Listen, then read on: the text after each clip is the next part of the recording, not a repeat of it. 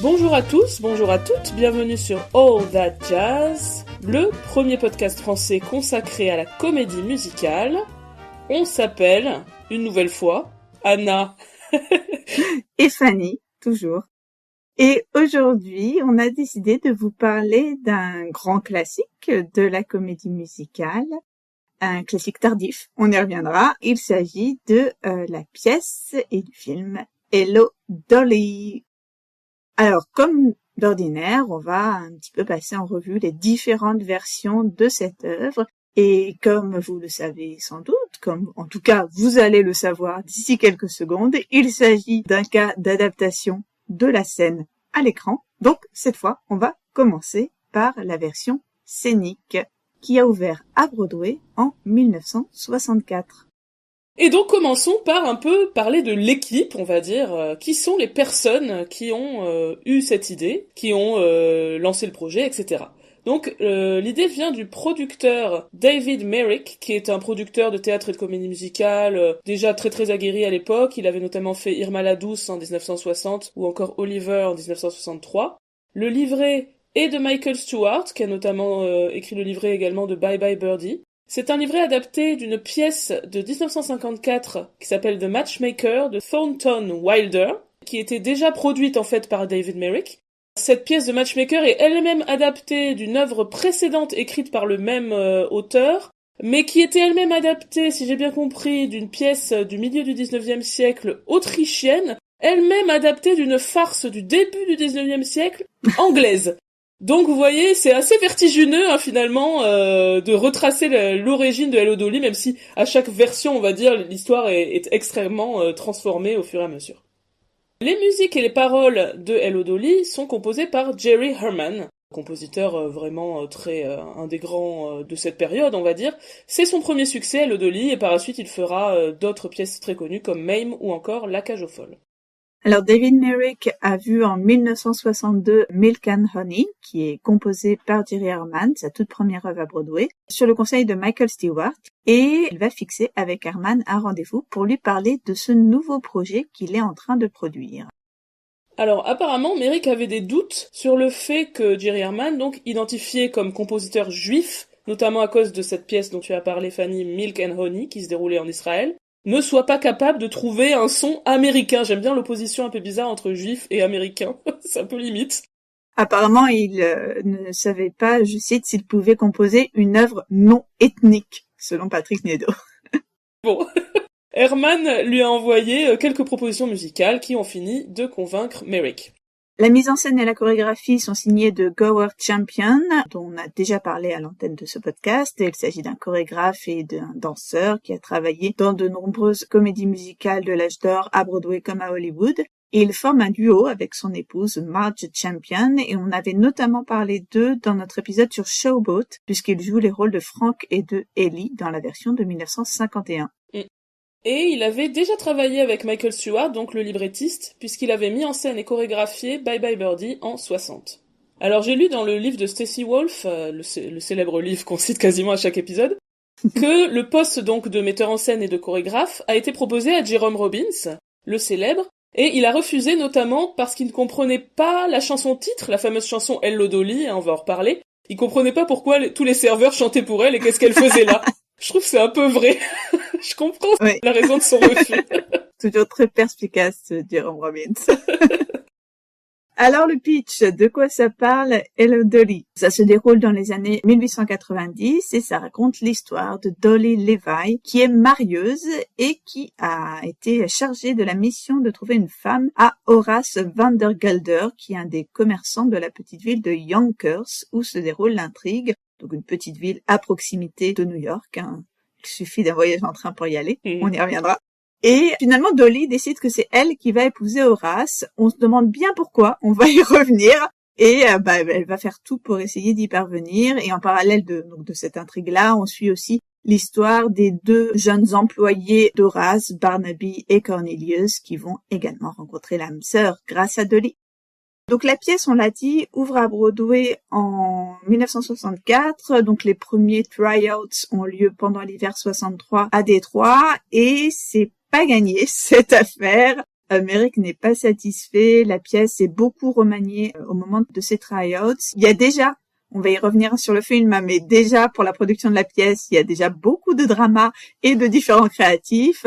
Il y a notamment ce moment gênant où Merrick fait venir Bob Merrill, Charles Strauss et Lee Adams, donc un peu des vétérans de la composition de comédie musicale, pour reprendre en partie le travail de Herman. Pas très classe. Herman dira alors que c'était comme être jeté dans une piscine de requins de show business. Donc là encore, ça avait l'air fort sympathique. La pièce ouvre néanmoins le 16 janvier 1964 au St. James Theatre et c'est un grand succès critique. Walter Kerr du Herald Tribune le qualifiera de pure gold et le public va être au rendez-vous avec un triomphe, voilà, les ventes de billets qui explosent, des files d'attente interminables apparemment au box-office, donc un succès immédiat. Grand succès également aux Tony Awards, puisque malgré la concurrence de Funny Girl, auquel on a consacré un épisode il y a quelque temps, Hello Dolly a raflé les Tony cette saison-là, en remportant 10 sur les 11 pour lesquels il était nominé. C'était un record, en fait, Hello Dolly a égalisé le record atteint en 50 par la comédie musicale South Pacific, et ce record a tenu 37 ans, jusqu'à ce que les producteurs remportent 12 Tony Awards en 2001. Parmi les Tony Awards remportés par Hello Dolly, meilleure comédie musicale, meilleur livret, meilleure musique, meilleure actrice pour Carol Channing, on va parler d'elle, meilleure mise en scène et chorégraphie, les deux pour Gower Champion, donc il a quand même eu 2 Tony le même soir. Donc un franc succès. Pour cette première production de Hello Dolly, il va y avoir 2844 représentations. La pièce tient l'affiche pendant 7 ans. À l'époque, c'est un record de longévité avant d'être détrôné par Un violon sur le toit.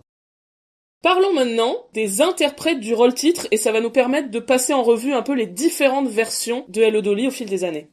Alors, ce rôle de Dolly Levi a été écrit pour Ethel Merman, en fait, avec Ethel Merman en tête, mais manque de bol, elle refuse. En fait, elle venait de terminer sa tournée de Gypsy, auquel on a aussi consacré un épisode. C'est vrai que là, il y a pas mal d'œuvres qu'on a déjà abordées et dont on va reparler. Vous avez bien noté, hein. Écoutez, pour la semaine prochaine, Funny Girl et Gypsy. Donc, Ethel Merman vient de terminer sa tournée de Gypsy et elle n'est pas prête à se lancer sur un nouveau projet. Apparemment, elle aurait confié à Merrick qu'elle, je cite, avait passé toute sa vie dans des loges ou sur scène tous les soirs à 20h, qu'elle en avait assez, selon Patrick Mead. Ensuite, le rôle est proposé à Mary Martin, qui est une autre star de l'époque, qui avait notamment eu un grand succès dans La Mélodie du Bonheur sur scène en 59. Elle refuse également. On imagine qu'elles ont toutes les deux dû regretter puisqu'elles ont par la suite joué le personnage de Dolly dans des productions suivantes. Et finalement, Gower Champion a l'idée de proposer de confier le rôle à Carol Channing, qui donc accepte le rôle. Carol Channing, c'est une actrice déjà aguerrie à Broadway, et elle est connue notamment depuis Les Hommes préfèrent les blondes en 49, dans lequel elle a créé le rôle de Lorelai. Jerry Herman l'aime beaucoup, il parle d'elle en disant qu'elle est larger than life, et qu'elle a une qualité presque cartoonesque. Elle est vraiment très très associée à ce rôle de Dolly, et elle l'a repris plusieurs fois dans des versions suivantes, comme on va le voir juste après.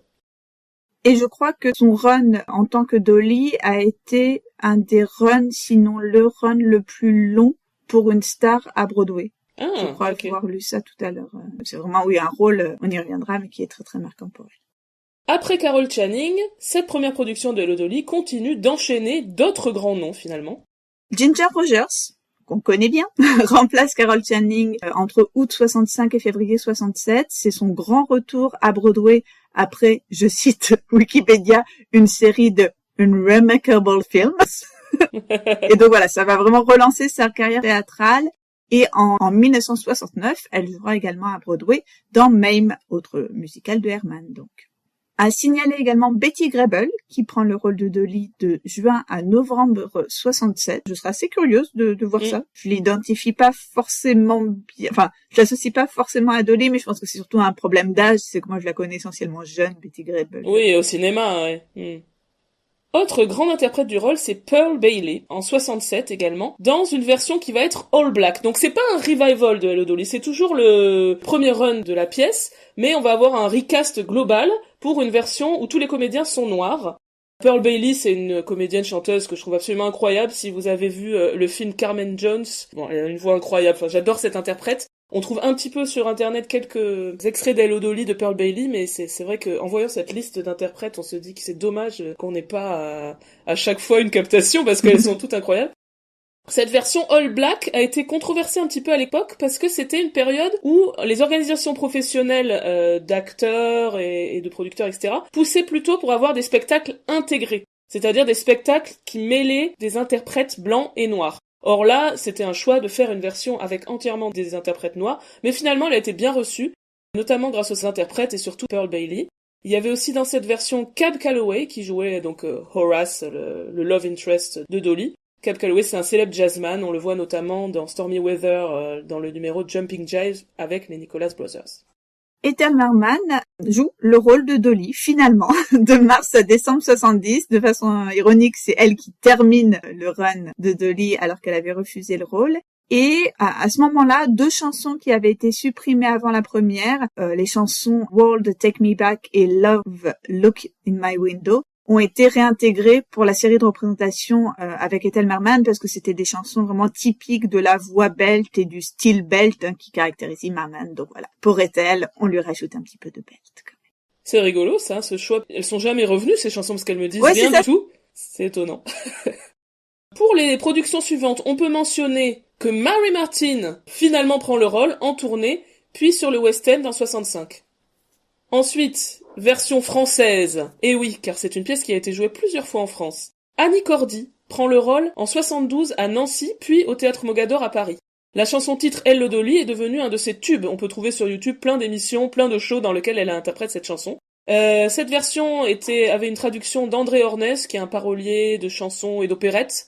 Et on peut trouver sur les plateformes d'écoute l'enregistrement de cette version française. Donc, Mets ton plus beau costume, La parade, etc.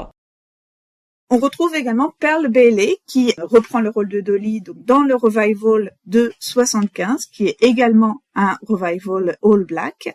Et en 78, on va avoir un deuxième revival à Broadway avec Carol Channing, un revival qui va ensuite transférer à Londres, toujours avec Carol Channing, en 1979. La pièce est à nouveau jouée en France, en 92, au Théâtre du Châtelet, avec cette fois Nicole Croisille, et donc je la cite en interview, une troupe américaine. Donc je sais pas si ça veut dire que juste ils ont embauché que des Américains autour d'elle, ou s'ils ont pris la troupe d'une tournée en particulier, je ne sais pas. En tout cas, on peut aussi en trouver des traces, donc c'est une nouvelle version française en réalité, avec des paroles de Pierre Delanoë, et on peut entendre la version chantée par Nicole Croisille, donc c'est encore différent de celle d'Annie Cordy, mais j'ai pas trouvé beaucoup plus d'informations que ça. En 94, à Londres, un homme prend le rôle. Il s'agit de Danny LaRue, un interprète spécialisé dans le rôle en drague. Je trouve ça hyper intéressant que ça existe, mais j'ai pas trouvé beaucoup d'infos ni beaucoup d'images sur cette performance de Danny LaRue dans le rôle de Dolly. Troisième revival à Broadway, encore et toujours avec Carol Channing en 1995. Oui, et là, il existe un enregistrement qu'on peut aussi écouter sur les plateformes. Alors en l'écoutant, j'ai remarqué que la tonalité de la chanson Before the Parade Passes By a été baissée. Faut dire que sa voix était sans doute assez différente, elle avait quasiment 75 ans pour cette version-là. Quatrième revival, en 2017, avec Bette Midler, c'était une évidence qu'il fallait qu'elle joue ce rôle, avec Gavin Creel en Cornelius, et Donna Murphy qui était donc alternate de Bette Midler. Ensuite, il y a eu beaucoup de stars sur cette version. On a eu Bernadette Peters qui a remplacé Bette Midler, Victor Graber a pris le rôle à un moment de Horace, il y a eu aussi Santino Fontana qui a fait quelques dates en Cornelius également. Là aussi, c'est une version pour le coup dont on peut trouver pas mal d'images et où un enregistrement est disponible aussi sur les plateformes. C'est une version que Fanny, tu as vue, si je ne m'abuse. Oui, je l'ai vu et pour une fois, j'en avais même quelques souvenirs parce que je me souvenais notamment assez bien du train qui arrivait sur scène, voilà, et que tout le monde avait fait « Oh !» quand le train arrivait sur scène. Je me souvenais d'autant plus de ce train que j'avais même acheté le petit Pins train et l'Odoli, voilà, à quel point c'était emblématique de la pièce. Je me souvenais aussi évidemment de la présence de Gavin Creel. Mais cerise sur le gâteau, j'ai retrouvé mon journal de bord de l'époque, donc j'ai enfin une trace presque précise de ma réception passée. Et d'ailleurs, je réalise en feuilletant les pages de ce journal que j'avais aussi les tickets de School of Rock. Donc ça se trouve, j'avais aussi noté des trucs sur School of Rock. C'est ballot. Notre dernier épisode, je vous le rappelle, donc écoutez aussi School of Rock. Même si ça n'a pas grand-chose à voir. C'est 2 spectacles, du coup, que j'ai vus à l'automne 2017. Alors, qu'est-ce que j'ai mis? Nanana. vous serez ravis d'apprendre que j'ai acheté un t-shirt à Brooklyn Industries, où je me prends un t-shirt, celui avec le plan de Brooklyn, mais en noir et blanc. Voilà. On file ensuite avec la F-Train rejoindre Times Square, et j'ai mis Hello Donna, même si les billets annoncent bête. Ah non, c'est pas les billets, c'est sur le théâtre, sur le fronton du Shopper Theater, il y a écrit Bette Midler, Hello Dolly, mais donc vous l'aurez compris, comme souvent, je ne vois pas, voilà, c'était pas la doublure, c'était l'alternate, mais donc je n'ai pas vu Bette Midler, j'ai vu Donna Murphy. Je note qu'on était très bien placés, avec une très bonne vue d'ensemble, voilà. Le spectacle est super, vraiment splendide, costume, décor, chant, et il y a même Gavin Creel, Elder Price, parce que oui, j'avais déjà vu Gavin Creel dans Book of Mormon, donc j'étais contente de retrouver Elder Price dans le rôle de Cornelius. Trop bien, le public est à fond et applaudit le train, et applaudit du train au thème de la chanson. Je ne sais pas trop ce que signifie cette phrase, mais ça veut dire qu'ils ont applaudi quand il y a eu le train, et j'imagine aussi quand il y a eu la chanson titre. On a vraiment bien fait de venir, même sans Betty. Il y a des merchandise de nerd, je prends un pin ce train. Et voilà, quand le spectacle est fini, on a froid, alors on ne s'éternise pas. Vous avez toute ma réception. Parfait. Voilà, ensuite, je vais au Forever 21, parce que vous comprenez que mes voyages à New York j'achète des vêtements et je vois des comédies musicales. Voilà. Ah oui, et autre chose, j'ai retrouvé aussi du coup le playbill de la soirée, et fun fact, le playbill m'indique que Beanie Feldstein faisait son Broadway début dans le rôle de Minnie Fay, mais le soir où j'y étais, ce rôle était évidemment joué par quelqu'un d'autre, donc je donne quand même le nom de cette actrice, Hayley Potch. Donc je n'ai pas vu Beanie Feldstein qui faisait ses débuts à Broadway. Merci Fanny pour ce compte rendu de cette version-là. Ensuite, on a eu Betty Buckley, qui a pris le rôle de Dolly pour la tournée de cette même version. Autre chose notable, c'est que Imelda Staunton, évidemment, a pris le rôle sur le West End en 2024 à l'Adelphi Theatre. C'est une version qui devait à l'origine commencer en 2020, mais voilà, il y a eu le Covid, etc. Donc ça a fini par se jouer en 2024. Et enfin, on en reparle un peu plus tard, Caroline O'Connor a pris le rôle fin 2024, début 2025 au Lido à Paris. C'est quand même marrant les recoupements qu'on peut faire avec les interprètes de Gypsy qu'on a un peu listés de la même manière dans notre épisode sur Gypsy. C'est vrai que c'est des rôles un peu du même âge, un peu le même type de rôle, hein, une femme forte, indépendante, et de voix dans une certaine mesure, même si pas tout à fait malgré tout.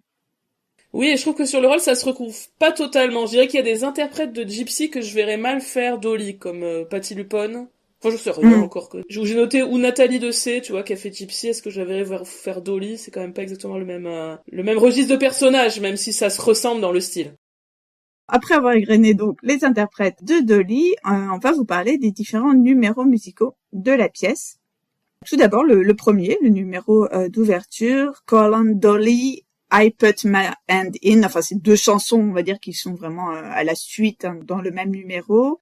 Donc c'est le numéro d'ensemble d'ouverture qui permet immédiatement d'avoir pas mal de personnes sur scène avant de présenter plus directement Dolly. Et en fait, ça a pour effet d'immédiatement un peu nous emporter dans le spectaculaire du show, hein, parce qu'on reviendra sur le fait que c'est un show qui est avant tout celui de la démesure.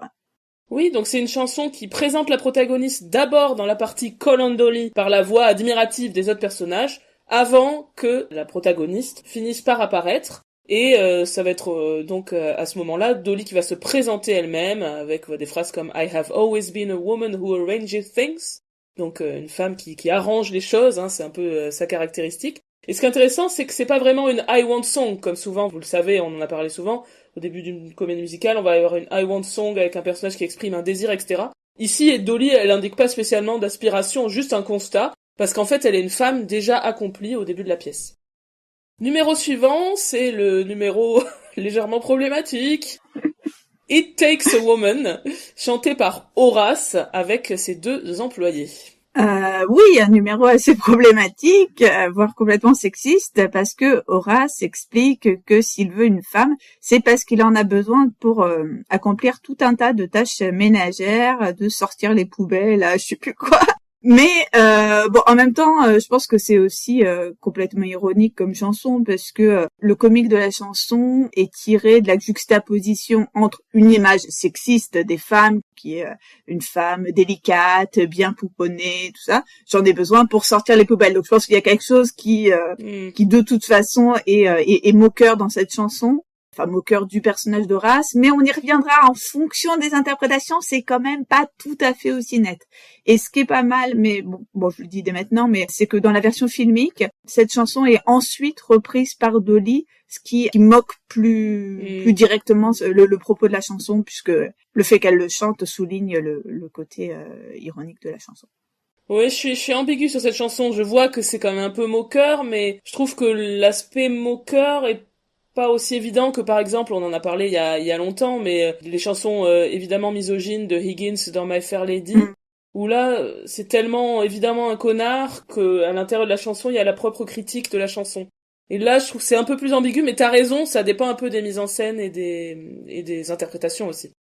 Chanson suivante qui est une des plus connues, c'est Put on Your Sunday Clothes, la fameuse chanson du train. Puisque c'est le moment très spectaculaire où les personnages vont prendre le train de la petite ville de Yonkers jusqu'à New York, et donc ils se mettent sur leur 31 et se réjouissent de tout ce qu'ils vont pouvoir faire à New York. C'est fréquemment mis en scène avec une débauche de moyens, ce numéro, puisqu'on a très souvent beaucoup de monde sur le plateau, qui sont par définition très bien habillés, avec, en fonction des versions, parfois donc comme à Broadway, un gros chouchou à vapeur qui débarque sur scène et dans lesquels les personnages sont ravis de monter.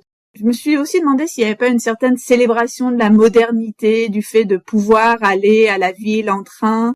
Sur le principe, ça me fait un peu penser aussi à Andiati Santopica and the Santa Fe de The Harvey Girl, ou aussi même Trolley Song de Meet Me in St. Louis. Je me dis qu'il y a presque un trope de l'euphorie du transport collectif au tournant du siècle. Bon, peut-être quelque chose de lié à la vitesse aussi, l'allégresse de pouvoir se déplacer rapidement. J'en sais rien, ou alors je délire totalement, c'est possible aussi. Non, mais voilà ce que ça m'a évoqué. C'est intéressant.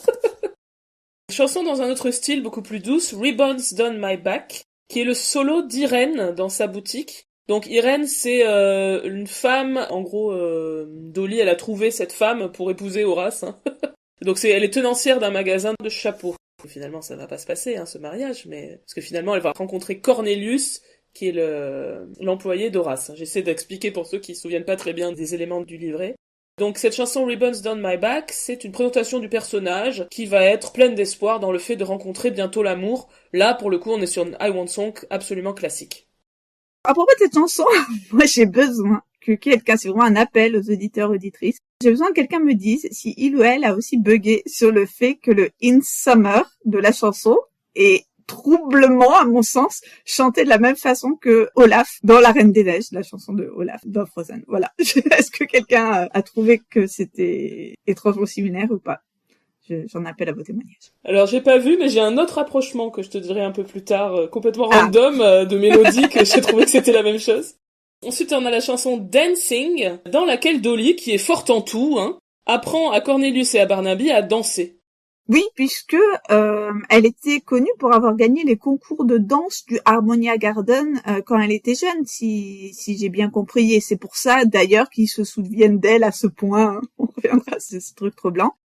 C'est un peu bizarre que finalement, ça soit pas plus exploité. Parce que là, le fait vraiment qu'elle soit faire danseuse. tout un truc sur son passé d'ancienne danseuse, dans une comédie musicale, tu vois, c'est pas totalement déconnant. Mais c'est juste mentionné, ça réapparaît là, mais à part ça, on n'en reparle pas, donc c'est un peu étrange. C'est vrai. Donc ce numéro Dancing va être prétexte évidemment à une grande chorégraphie. L'ensemble entre sur scène au bout d'un moment pour une grande chorégraphie. Les paroles vont insister sur la dimension amoureuse de la danse, le fait que la danse permet le rapprochement amoureux, donc c'est très classique, mais plutôt un numéro assez sympa. Numéro qui va clore l'acte 1, c'est un solo de Dolly qui s'appelle Before the Parade Passes By. C'est une chanson ajoutée très tardivement à la pièce, après les premiers try-outs de Détroit. Patrick Niedo raconte que la chanson aurait été composée par Jerry Herman en pleine nuit dans un hôtel de Détroit, qu'il fait immédiatement écouter la chanson à Channing et à Champion, qu'elle est rajoutée pour les try-outs de Washington, et que ça permet de réconcilier Merrick avec son propre spectacle, de ressouder la troupe, vraiment tu vois la chanson providentielle qui a sauvé le show carrément. C'est intéressant parce que, donc on l'a dit au début de la pièce, Dolly est très affirmée et elle n'a pas de I Want Song, et là, ça va être une sorte de I Want Song un peu tardive, puisque généralement elles arrivent plus tôt dans l'histoire. Donc là, elle arrive à la fin de l'acte 1, et Dolly va déclarer qu'elle veut reprendre sa propre vie en main, finalement. Et donc la parade dans le titre de la chanson, c'est une métaphore de la vie, finalement. Et donc Dolly dit qu'elle ne veut pas laisser filer la vie. Selon Herman lui-même, cette parade serait une parade de gens heureux, du coup, que Dolly veut rejoindre, on imagine. Au début de l'acte 2, on a un numéro qui s'appelle Elegance, qui est moins connu, un peu plus anecdotique, mais quand même plutôt agréable, un numéro humoristique, où on va avoir Cornelius, Barnaby et leurs amoureuses, Irène et Minnie, qui partent en double date à New York, et en gros, ils veulent prendre un taxi, mais ils ont pas d'argent, etc. Et donc, ils vont faire croire que le summum du chic, c'est de marcher, c'est d'y aller à pied. Évidemment, les filles sont pas du tout dupes de ça, c'est vraiment un jeu entre les quatre. Et ils vont prétendre être des gens de la haute société, et donc faire les choses les plus élégantes, mais qui sont comme par hasard aussi les choses les moins chères. Enfin, c'est plutôt amusant comme numéro. Bah là, pour le coup, ça m'a fait penser aussi à Couple of Swells. Oui. De Easter Parade. Enfin, le côté, on est des gens de la haute, et... C'est assez proche, ouais. Intéressant. Et donc, Hello Dolly, le numéro de titre, donc la scène la plus connue de la pièce, c'est vraiment celle du retour de Dolly au Harmonia Garden, donc le restaurant où elle a été une habituée, et tous les serveurs l'accueillent comme une reine, d'où ce Hello Dolly. La chanson titre est enregistrée par Louis Armstrong quelques jours en fait avant les tryouts de Détroit pendant l'hiver 63. Et c'est un tel succès qui en fait surprend le compositeur lui-même et même le producteur de la comédie musicale. C'est un tel succès que le titre de la comédie musicale est remanié et passe donc de Dolly à Hello Dolly pour rappeler directement la chanson. Je trouve, c'est vrai, comme Jérôme Robbins, je trouve que c'est un peu absurde, mais en même temps, c'est quand même amusant cette idée d'un énorme chorus masculin qui s'extasie devant une femme d'âge mûr. Ça a un côté plutôt agréable, et ça doit être agréable pour les interprètes du rôle, je trouve. Ouais, grave. T'étais entouré de boys qui chantent tes louanges. C'est quand même plutôt chouette. Cette chanson a droit à une reprise vers la fin de la pièce par Horace et Dolly. Évidemment, comme d'habitude dans les reprises, en plus c'est une reprise qui est plus douce, etc., où les paroles changent de sens, puisque dans la chanson, la première version, c'est You're back where you belong, et là c'est You're home where you belong, donc ça prend un autre sens, puisque maintenant l'endroit auquel elle appartient, entre guillemets, c'est le foyer conjugal, finalement. Tout comme quand elle dit Dolly will never go away again, elle s'engage dans ce mariage. Voilà, donc ça referme un petit peu cette relation à la fin. Belle chanson, également assez connue de Hello Dolly, c'est It Only Takes a Moment, qui est un duo entre Cornelius et Irene, un joli moment romantique. Une chanson qui parle donc du caractère immédiat du coup de foudre, et sur cette chanson en particulier, je trouve que la version de Gavin Creel est absolument heartbreaking, d'autant plus aujourd'hui. Enfin, on le rappelle, Gavin Creel est décédé l'année dernière, très très jeune, enfin je sais plus. 48 ans. 48. Voilà. Oui, c'est magnifique. Là, pour le coup, on peut trouver assez facilement, vous tapez Gavin Creel, Hello Dolly, vous avez tous les extraits de lui, et c'est vrai qu'il c'est vraiment bouleversant. Même quand il chante Put on your Sunday clothes, le début de la chanson où ça fait Out there, enfin, il arrive à rendre ça émouvant, à rendre l'espèce d'aspiration que le personnage a de sortir, d'aller faire quelque chose d'excitant, etc. Enfin, il est vraiment incroyable. Un personnage qui est quand même pas évident, parce que c'est vrai qu'on n'en parle pas spécialement à propos du film, et donc je vais le caser là, mais ils peuvent être assez ridicules, ces personnages de Cornelius et Barnabé, complètement empotés. Il y a même un côté un peu cringe au personnage. Je sais pas comment dire ça, mais c'est un personnage qui est pas évident à rendre attachant, je trouve. Être dans la bonne, dans le bon registre entre une certaine naïveté, mais pas truc complètement creepy, quoi. Enfin, je sais pas. Mais il a vraiment la bonne interprétation, je trouve. Je suis d'accord. Et donc c'est là que je voulais mentionner qu'il y a un petit passage où c'est n'importe quoi, mais c'est donc la fin du refrain, c'est To be loved a whole life long. Et moi j'ai toujours envie d'être et de dire Dear girl Linda, you are just too good. Tu sais, Donc dans What is this feeling, chanson de Wicked, je sais pas, c'est évident, ça ressemble quoi. Le Oui, whole non. lifelong est un peu pareil dans la mélodie et dans le phrasé, donc j'ai envie de caler Wicked à la suite de Hello Dolly. Voilà. Vous nous direz si nos rapprochements sont absurdes ou pas. Ensuite, là, on s'approche de la fin de la pièce avec le numéro So Long Dearie, qui est un solo de Dolly assez dynamique. J'aime plutôt bien ce numéro. En fait, elle va narguer Horace et elle va montrer qu'elle ne se laisse pas faire. Bien entendu, la manière dont elle le dit, c'est aussi une manière de continuer à le séduire.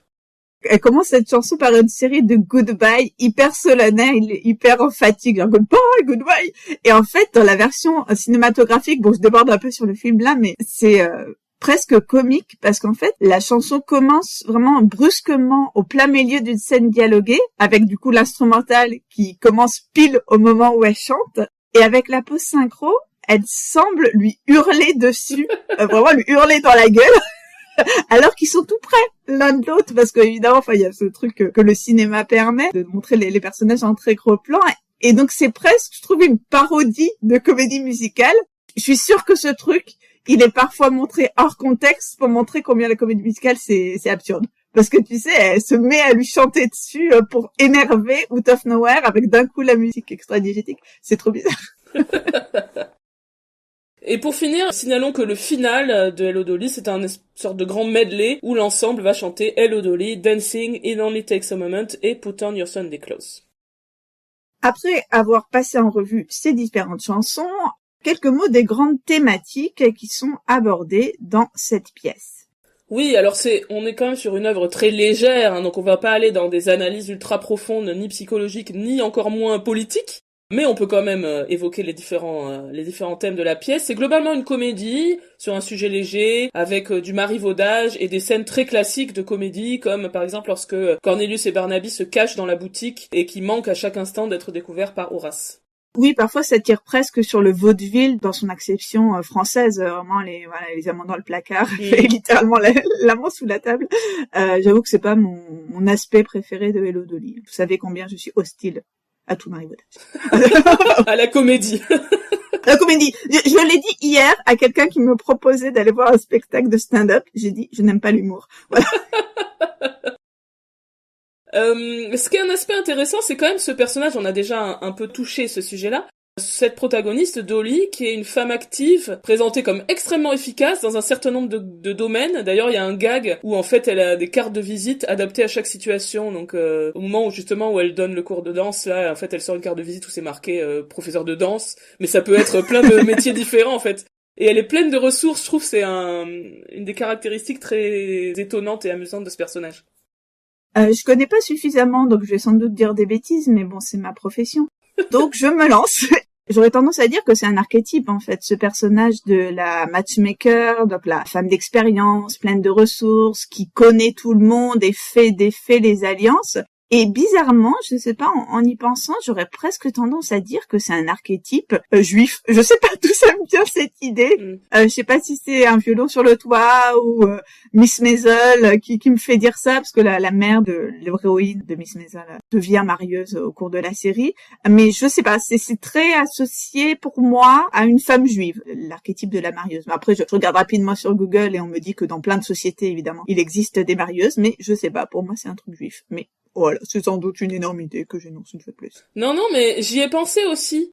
À cause aussi de Un violon sur le toit, puisque dans Un violon sur le toit, il y a vraiment un personnage de la marieuse qui s'appelle Yente, à qui il y a une chanson est carrément dédiée. Un violon sur le toit, c'est vraiment un show qui est contemporain, enfin qui ouvre quelques mois après Hello Dolly.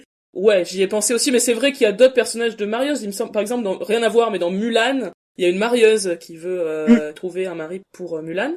Notre problème, c'est que notre vision du monde est conditionnée par la comédie musicale. Oui. C'est clair.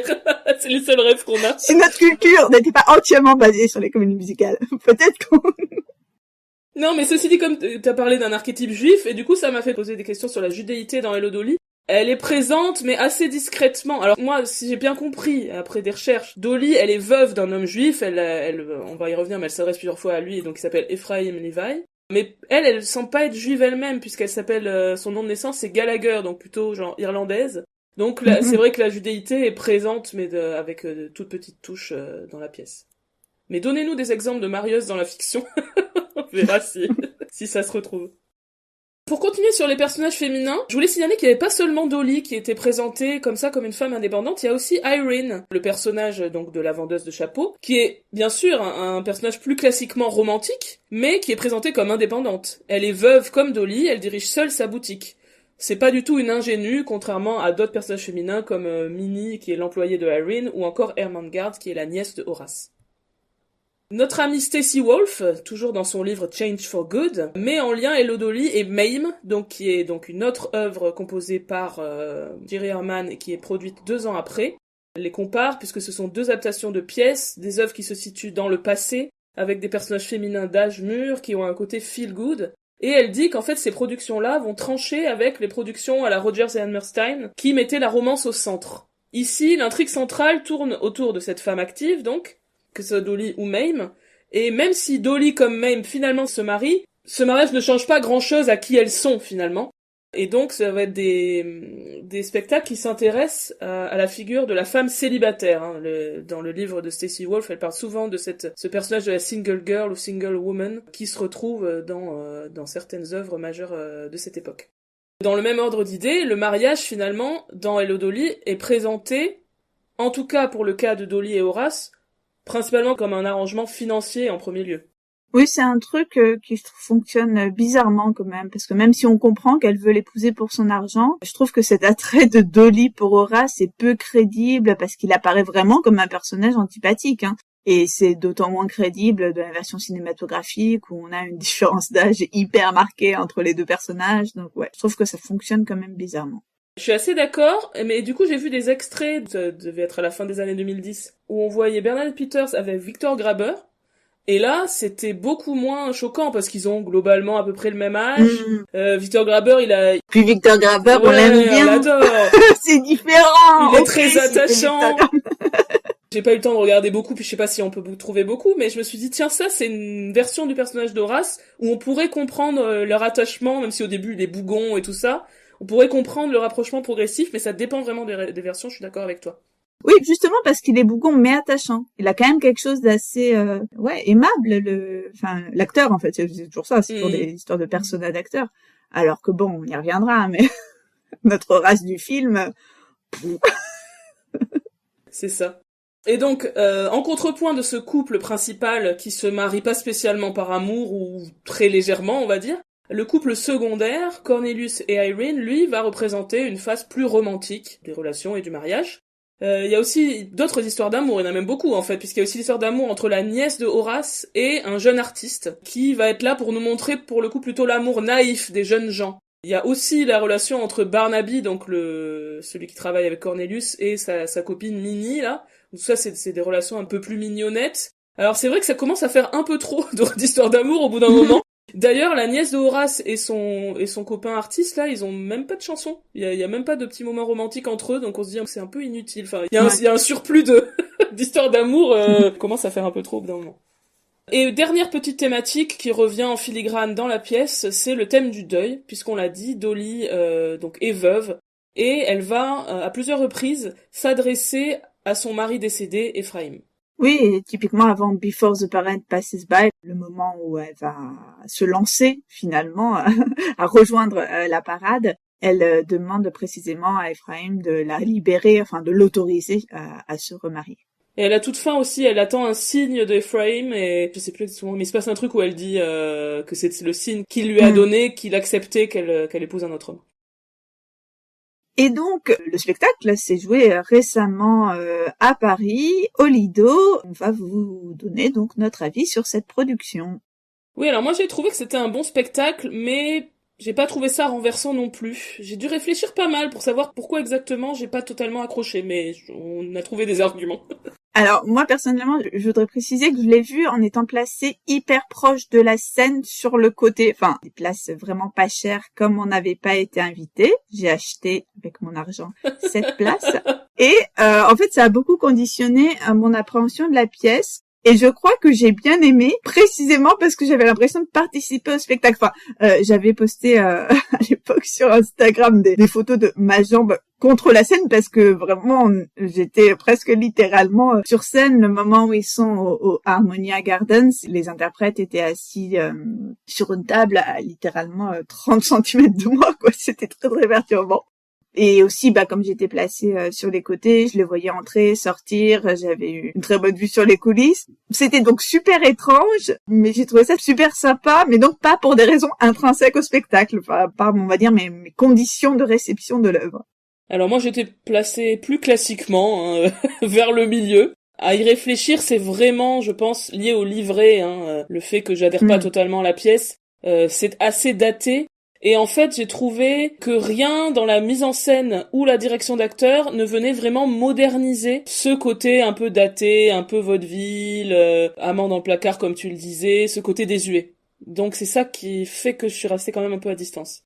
Oui, c'est toujours le problème. J'ai l'impression qu'on y revient souvent sur cette question de comment monter aujourd'hui des œuvres des années 50-60. Enfin là, en plus, c'est une œuvre des années 60, mais qui est plus proche du style des années 40 ou 50. Enfin, moi, je pense au Pajama Game que j'avais vu à Londres remonter à l'identique, comme à sa création dans les années 50. Je suis d'accord que c'est bizarre de jouer ces œuvres sans distance, tout simplement. Oui, et d'ailleurs, dans la critique que le site, super site que vous connaissez sûrement, Musical Avenue, a fait de cette production d'Hello Dolly, il est dit quelque chose avec lequel je suis vraiment d'accord, c'est que le numéro, justement, on en a parlé tout à l'heure, It Takes a Woman, manque complètement de second degré. Parce que c'est quand même un enchaînement de déclarations misogynes qui sont présentées hyper sérieusement, avec un personnage de Horace qui est pas spécialement ridicule, les deux qui l'accompagnent qui n'ont pas de réaction spécialement ironique par rapport à ça. Bref, j'avais trouvé ça un petit peu gênant. En ce qui concerne la scéno, on va avoir 2 grands escaliers dans le fond qui permettent à certains personnages de monter pour certains passages et aussi où sont présents les musiciens, mais on les voit pas très bien. Je préférais les productions du Lido où les musiciens sont sur le côté, on les voyait beaucoup mieux. L'espace du Lido, avec sa scène assez petite finalement, je trouve n'est pas toujours adapté à cette pièce Hello Dolly. Pour la grande scène, donc le grand numéro Put on Your Sunday Clothes, il m'a manqué vraiment une sensation de grandeur. Alors, bon, tu m'avais dit que dans la version que t'avais vue à New York, il y avait un train qui débarquait sur scène. Bon, j'espérais pas ça, j'étais pas quand même delusional à ce point-là. Mais j'avoue, voir les personnages juste se mettre en groupe et imiter le train en mode chou-chou, avec vaguement de la fumée derrière, j'avoue, ça m'a fait un peu soupirer. Je m'en veux un peu de critiquer le minimalisme, mais là, je m'attendais à mieux. Moi, j'avoue que j'ai rigolé à ce moment-là. J'étais limite en train de me moquer. En étant aussi près, j'avais un peu honte. Mais j'ai trouvé ça ridicule.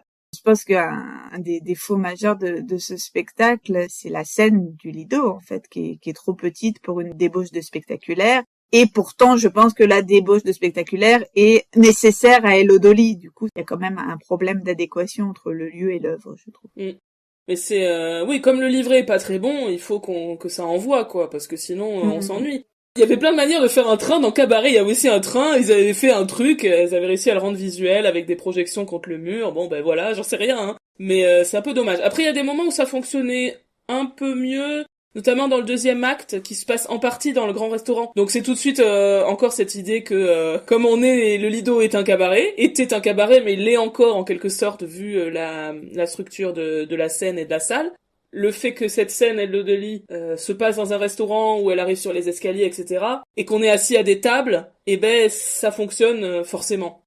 Oui, mais bon, je veux pas être trop sarcastique, mais si pour que ça fonctionne, il faut que ce soit une œuvre qui prenne place dans un cabaret, ça limite quand même un peu le répertoire. Légèrement.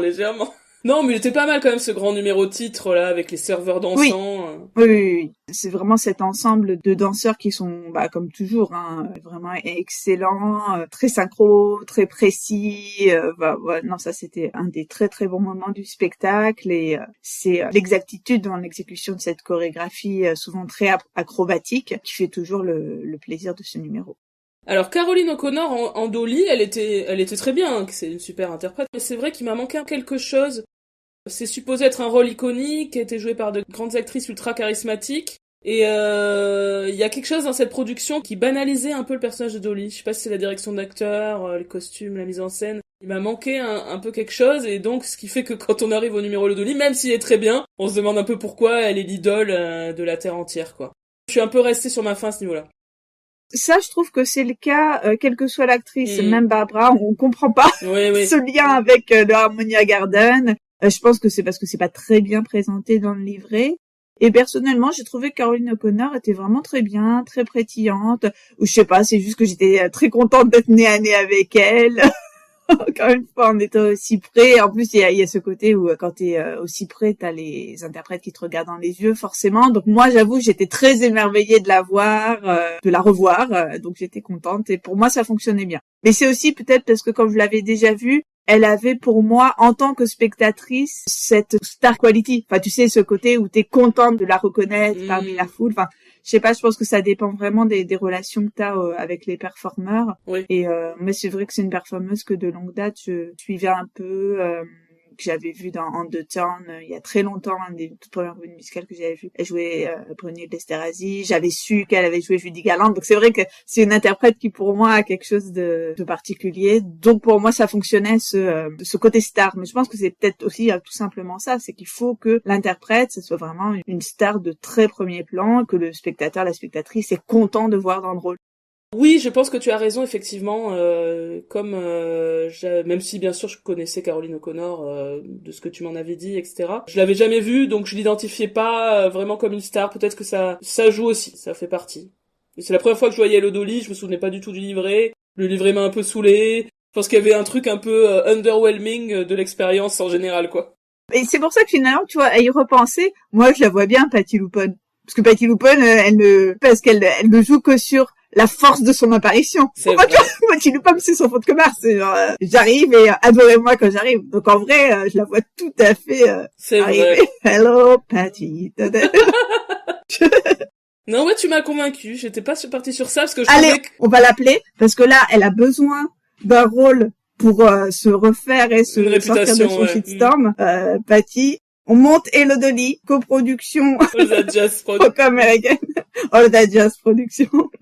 Mais je pense que d'autres y ont déjà pensé, mais je me disais qu'elle était peut-être un côté un peu trop intense pour ça, mais bon, ça peut marcher, ça peut être marrant aussi pour Dolly. Allez. Par contre, Horace, là, c'est sûr, il s'enfuit en courant. C'est clair. Et donc pour finir sur cette production du Lido, de manière générale, je me souviens avoir trouvé le deuxième acte un peu plus plaisant parce que les quiproquos et le vaudeville un peu pénible du premier acte, c'est la partie où il se dénoue. Et donc c'est joyeux, c'est efficace, j'avais plutôt bien aimé. Je me souviens qu'à l'entracte, j'étais là, oh c'est relou. Et après, le deuxième acte, finalement, j'avais bien aimé. Et à signaler, la caractéristique du Lido, on en a déjà parlé, c'est bien sûr la fontaine qui se trouve donc qu'on peut faire sortir de la scène et qui donc dans certaines productions est utilisée à bon escient. Là, elle était seulement utilisée pendant l'entracte. Alors c'était joli, mais bon, ça sert à rien si on l'utilise pas au sein de l'intrigue, comme par exemple sur A Funny Thing Happened on the Way to the Forum ou sur, on en parlera bientôt, Titanic. Surtout qu'il y avait moyen de la casser, cette fontaine. Parce qu'il me semble que pour des raisons techniques, il faut que ce soit juste avant l'entracte. Enfin, j'imagine pour nettoyer ou bref, j'en sais rien. Mais en fait, Before the Parade Passes By, c'est juste avant l'entracte. Donc c'est... Oui, ils auraient pu, ouais. Genre une parade nautique ou je sais pas.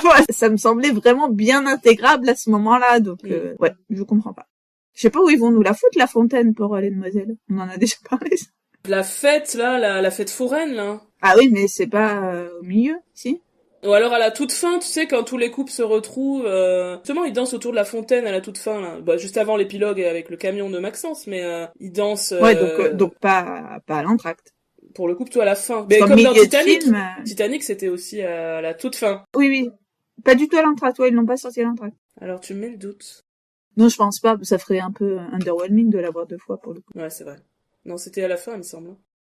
Bref, la suite au prochain épisode du Lido. Jean-Luc et sa fontaine. C'est ça.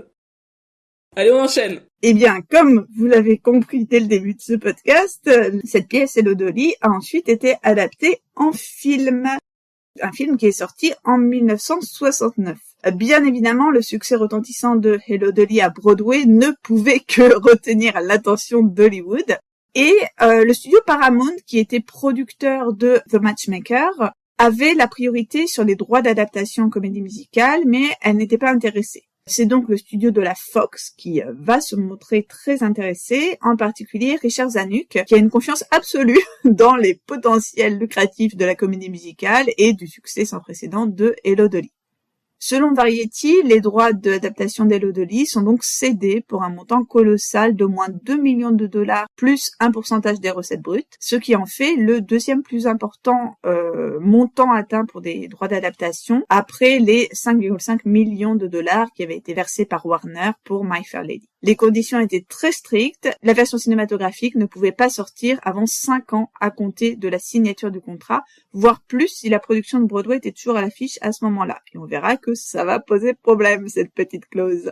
Et la vente des droits cinématographiques représentait à elle seule un bénéfice de 170% sur l'investissement initial du spectacle. Donc, une affaire fort lucrative pour notre ami David Merrick. Oui, on est vraiment sur quelque chose qui brasse beaucoup de dollars. Mais c'est l'époque, c'est l'époque des grandes comédies musicales comme ça, surproduites, très luxueuses. On a parlé plein de fois de ça, des My Fair Lady, des Mélodies du Bonheur, des Funny Girl. C'est vraiment cette période-là. Et Hello Dolly est réputé finalement être le film qui a mis fin à cette mode. Mais on en reparle. Bizarrement. On en reparle. Alors, l'équipe qui se constitue autour de ce film, eh bien, figurez-vous que c'est un film réalisé par quelqu'un dont on a déjà un peu parlé à l'antenne de ce podcast, qui s'appelle Gene Kelly. Oui, donc la star de la comédie musicale hollywoodienne classique, qui est donc également réalisateur, déjà très installé comme réalisateur, c'est son 9e film, et son 6e film en solo, puisque les 3 premiers, vous le savez, ils ont été réalisés avec Stanley Donen. Alors, je cite Gene Kelly, en tout cas c'est une citation que j'ai trouvée dans le livre de Patrick Brion, Encyclopédie de la comédie musicale. Alors voilà, ce que dit Gene Kelly, déjà, vous allez voir que ça augure pas très bien de la réussite du film. Ce n'est pas le genre de film que j'ai choisi en premier, mais il n'y a rien d'autre. Pour réaliser une comédie musicale aujourd'hui, vous devez trouver quelqu'un capable d'investir $1 million rien que pour développer une idée. Ce qui arrive aujourd'hui, c'est que les studios préfèrent acheter des pièces déjà rodées et dépenser beaucoup d'argent pour faire des films démodés. Ils partaient pas dans de très bonnes dispositions. On sent en fait qu'il regrette l'époque où il a fait ses films, ses grands films, à l'époque de la MGM, et il se retrouve pas exactement dans la manière dont les films sont faits en studio dans les années 60. C'est rigolo parce que j'ai pas vraiment la même version dans un livre que j'ai beaucoup consulté pour cet épisode, un livre de Matthew Kennedy qui s'intitule Roadshow: The Fall of Film Musical in the 60s. Un livre de 2014. Selon Kennedy, Kelly était plutôt impatient d'accepter ce projet. Il avait hâte de découvrir Streisand, comme tout le monde, et il était ravi de l'engagement grandiose de la Fox. Donc je pense qu'il était surtout ravi d'avoir de l'argent pour réaliser sa comédie musicale. Et alors là, il est noté quelque chose dont j'avais pas du tout connaissance. Il est indiqué, je cite, donc il avait refusé The Sound of Music, il n'était pas prêt à dire non à un autre potentiel succès. Incroyable. Vous savez qu'il avait été envisagé pour Sound of Music? Pas du tout. Ça me... Voilà. Ça m'étonne, c'est peut-être une coquille, je sais pas, j'ai jamais entendu parler de ça. Non, c'est possible, Ouais, c'est tout à fait possible, mais c'est vrai que j'avais jamais entendu dire qu'il aurait pu réaliser, c'est con d'avoir refusé The Sound of Music, effectivement.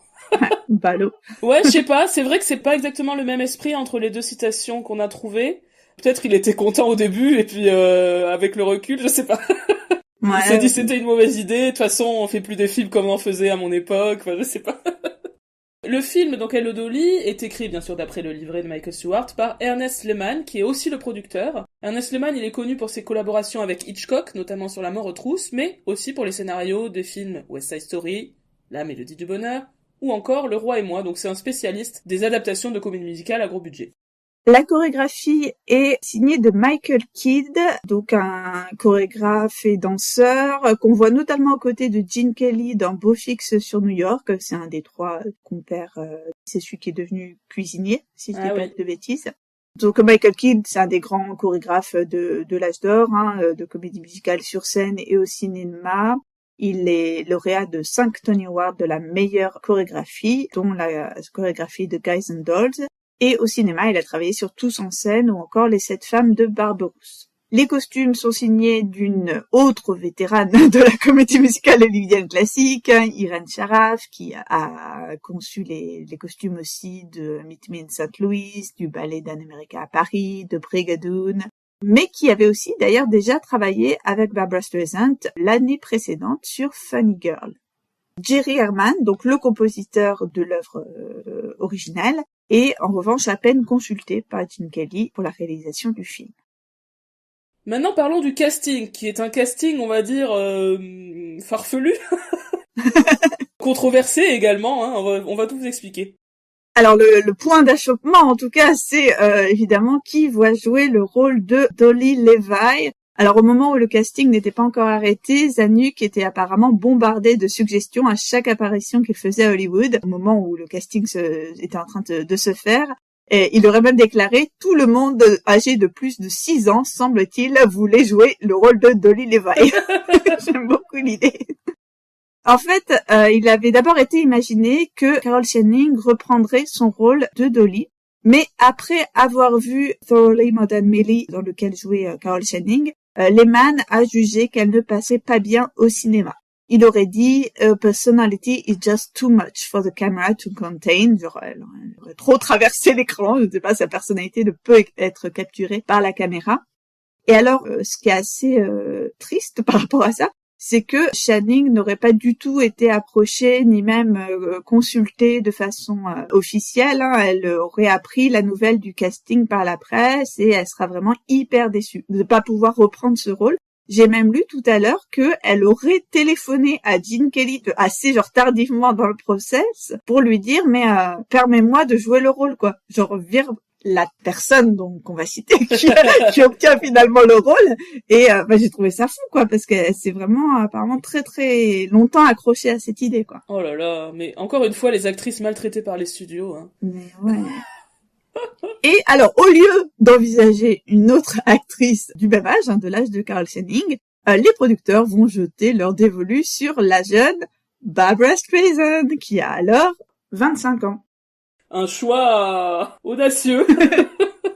En fait, elle est pas très emballée elle-même, hein, parce qu'elle aussi, elle se dit qu'elle est beaucoup trop jeune pour le rôle. Elle le reconnaît assez facilement en interview. Apparemment, on a parlé en 2004, mais tu disais aussi dans ses mémoires. Oui, alors je suis en possession de ces mémoires que j'ai gagnées grâce au jeu concours de 42e rue. Merci Laurent Vallière. Et donc je vais vous lire plein de citations parce que c'est trop intéressant tout ce qu'elle raconte. Et donc là, elle dit « Je n'avais pas envie de jouer dans ce film, je trouvais que je ne correspondais pas au rôle, j'étais trop jeune, ça semblait évident. » Bon, c'était pas évident pour tout le monde, visiblement. Ce que j'ai lu aussi tout à l'heure, c'est qu'il disait que dans le numéro de titre, c'est assez évident ce problème d'âge, parce que quand ils lui disent c'est bien de te voir là où where you belong et tout ça, si on fait les calculs, il faudrait qu'elle ait fréquenté le Harmonia Garden pour la dernière fois quand elle avait 12 ans. Donc c'est un peu chelou. Ça n'a aucun sens. Alors non seulement elle se trouve trop jeune, mais apparemment elle aurait même dit qu'elle aimait pas beaucoup le spectacle. Bon, sans doute qu'elle était aussi un peu vexée qu'il ait remporté plein de Tony Awards face à Funny Girl. Mais elle aurait dit c'était comme une comédie musicale légère, vous voyez, typiquement américaine, sans véritable vie, sans courage ni émotion. Bon, elle déclare quand même aimer la musique, à l'exception de la chanson-titre quand même. Bon. Mais alors, donc Ernest Lehman, qu'on l'a dit, scénariste et producteur du film, insiste énormément auprès d'elle. Donc je cite « J'ai essayé de l'en dissuader. Je lui ai demandé pourquoi elle ne prenait pas Carol Channing. Il m'a répondu qu'il avait vu dans Millie et qu'elle avait trop de personnalité pour l'écran. Donc même si je refusais le rôle, il ne lui proposerait pas. Croyez-moi, je voulais qu'il le lui confie. J'ai dit que l'histoire me semblait plus émouvante si Dolly était une femme plus âgée, restée seule après la mort de son mari, et qui saisit ce qui pourrait être sa dernière chance de se remarier. Non, c'est évident, mais bon, bref. Mais bon, le gars insiste, et il était même prêt à attendre plus d'1 an pour faire ce film, puisqu'en fait, toute cette discussion, c'était avant qu'elle tourne Funny Girl. Donc, voilà, elle a pas réussi à s'en dégager. Elle s'engage quand même, mais à un moment, elle veut revenir sur sa décision et se sortir du projet, mais elle ne peut pas parce que contrat déjà signé, etc.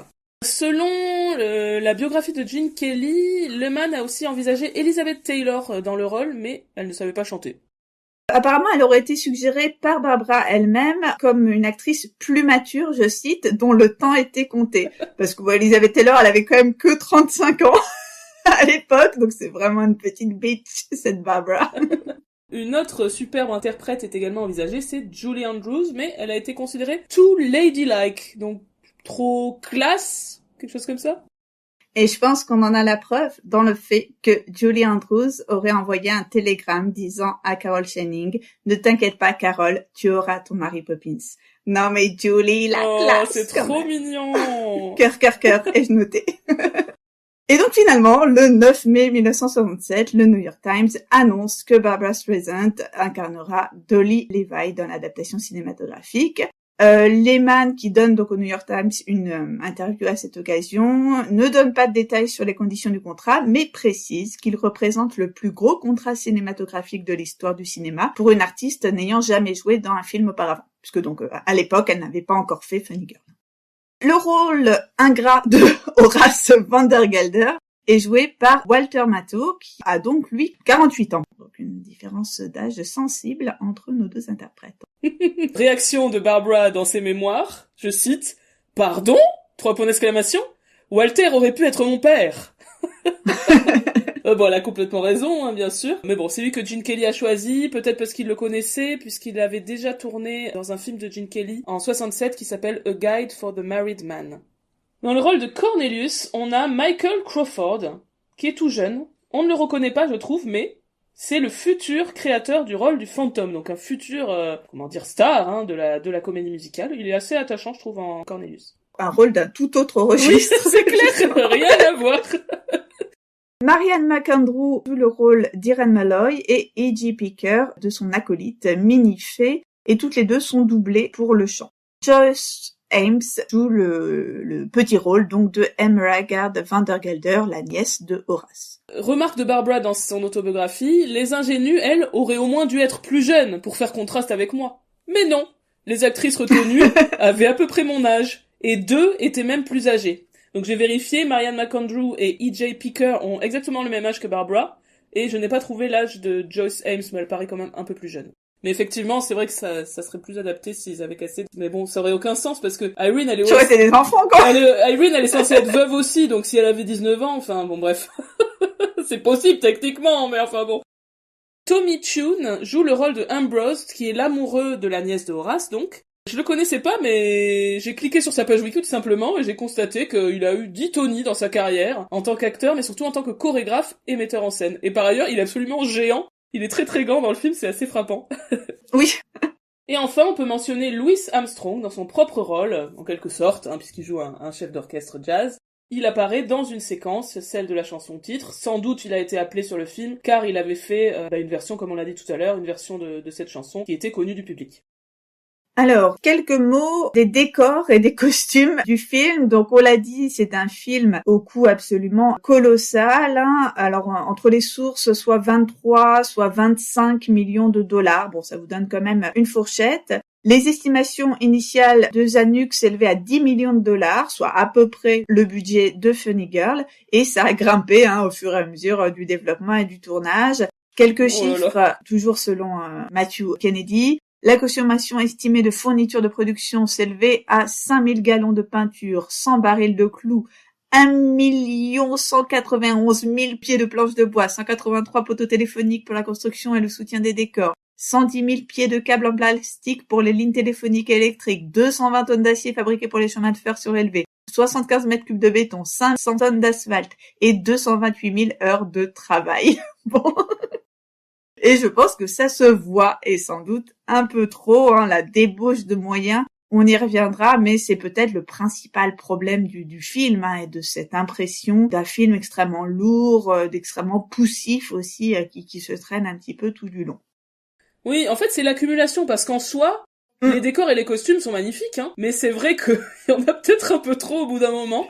Mais les décors sont absolument spectaculaires, notamment. Oui, ils sont signés de John de Cuir. J'aime beaucoup ce nom. Oui, c'est clair. Décorateur, qui a notamment travaillé sur Cléopâtre en 63, donc avec Elizabeth Taylor. Donc on comprend assez vite que c'est un habitué du gigantisme. Oui, mais il y a plein de décors assez marquants, hein. Donc les rues de la petite ville de Yonkers, mais aussi celles de New York. Et Barbara aussi, elle parle dans son autobio du fait qu'elle était impressionnée par l'immense décor qui recréait le New York de 1890, avec une rue bordée d'immeubles qui allait d'un bout à l'autre du terrain. C'était incroyable. Il y avait même un métro aérien suspendu au-dessus et des trolleybus à chevaux. Le tout couvrait 6 hectares et la construction avait coûté 2 millions de dollars de 1967. Donc tout le monde était absolument bluffé. L'autre décor extrêmement marquant du film, c'est donc celui du Harmonia Garden, ce restaurant où Dolly avait ses habitudes, qui est inspiré à la fois du Maxim's de Paris et du Crystal Palace de Londres. Et ce décor et ces jardins auraient à eux seuls coûté 375 000 dollars. Côté costume, On a notamment le costume le plus cher de l'histoire du cinéma à l'époque, selon un communiqué de presse qui est mentionné aussi par Barbara dans son livre. Donc ce costume-là, c'est le costume, la robe dorée de la séquence Hello Dolly que tu viens de mentionner. Parce qu'en fait, dans la comédie musicale, la robe de Carol Channing était rouge. Et donc ça a été changé pour une robe dorée. Je cite Barbara, le personnage connaît son heure de gloire à ce moment-là, et la robe écarlate que Carol Channing portait à ce moment-là était aussi le seul costume que les gens se rappelaient de la comédie musicale. Mais moi, je ne voulais pas de robe écarlate. Je ne mets jamais de rouge. À mon avis, le rouge ne va bien qu'avec des cheveux bruns ou noirs. Elle a des avis très... Et puis, à quoi bon imiter ce qui s'était fait à Broadway? Je pensais à un velours vert foncé, mais Irene craignait que ça fasse un peu trop Noël avec les serveurs en veste rouge et le tapis rouge dans l'escalier. Elle avait raison. Donc elle a imaginé une robe d'un bronze doré très chaud, qu'elle a fait entièrement broder de fils d'or et incrustée de pierreries. Ça a coûté très cher. Et donc Barbara s'émerveille de l'ensemble des costumes qu'a confectionné Irene Sharaff pour le film. Elle cite par exemple une merveilleuse veste lit de vin garnie de dentelle beige, par-dessus un cortage en dentelle beige avec une fabuleuse jupe taillée dans de vieux châles en cachemire cousus ensemble. Elle mentionne aussi, pour le voyage de Dolly à New York, une élégante robe lavande quadrillée de rubans ruchés et parsemée de fleurs minuscules toutes cousues à la main. Ça, c'est une robe qu'elle a achetée aux enchères, rachetée des années plus tard, en 2011, tellement elle la trouvait bien. Elle parle aussi d'un négligé en mousseline pêche plissée, bref, là aussi, une débauche de costumes, tous plus luxueux les uns que les autres. Alors, le tournage de ce Hello Dolly a été particulièrement épique et bordélique. La production du film commence un mois après la fin de tournage de Funny Girl, donc Barbara a à peine les vacances de Noël 67 pour se reposer, et je crois que le tournage à proprement parler commence donc en avril 68. Il va se déployer sur 8 plateaux de tournage de la Fox et aussi des jours de tournage en extérieur en Californie et aussi à New York. Alors, tous les récits du tournage rapportent que c'était très très très conflictuel entre les différents protagonistes. Comme sur Funny Girl, on en avait parlé, je me souviens, Barbara est très interventionniste sur la mise en scène. Elle a envie de partager ses idées. C'est vraiment une cinéaste dans l'âme, hein. C'est logique qu'elle ait réalisé des films, elle aurait pu en faire plus d'ailleurs, parce qu'elle a vraiment des idées de cinéma. Il y a un moment qui me fait trop rire. Elle rencontre Gene Kelly pour parler du film, elle dit « J'avais très envie de parler de ses idées pour Hello Dolly. Et avant même d'avoir commandé notre repas, je l'ai harcelé de questions. Comment voyez-vous ce film? Quelle est votre conception? Je trouvais que c'était une histoire démodée, sans beaucoup de substance, et j'espérais qu'il en proposerait une approche nouvelle. Gene lisait le menu. À quel genre de style pensez-vous? Il a levé les yeux et m'a demandé « Comment ça? Eh bien, vous envisagez de filmer ça comme une pièce de théâtre, avec des plans statiques? Ou bien vous aimez les mouvements de caméra? Et comme c'est un film en costume, vous imaginez des couleurs douces et éteintes, ou au contraire brillantes? J'adore les films étrangers, parfois certaines scènes sont tournées selon un angle inattendu, ou à travers un objet, comme un rideau de dentelle, ce qui pourrait être intéressant. Il a fixé sur moi un regard vide. J'aurais dû savoir tout de suite que la communication allait être un problème. Rétrospectivement, je l'ai sans doute terrorisé. Ça me fait extrêmement rire. Je vois très bien la scène avec Gene Kelly qui est là, oh putain, qu'est-ce qu'elle me passe, de quoi elle me parle? Donc elle peut parler de mise en scène, elle voulait aussi parler de la caractérisation du personnage qu'elle avait du mal à saisir.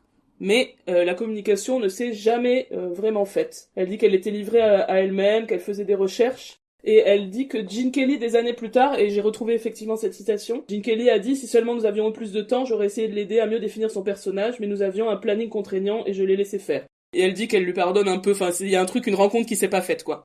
Et globalement, Gene Kelly donne un peu l'impression d'être passif en tant que réalisateur, ne communiquant pas trop ses idées et puis n'intervenant pas trop pour résoudre les conflits, qui sont absolument nombreux.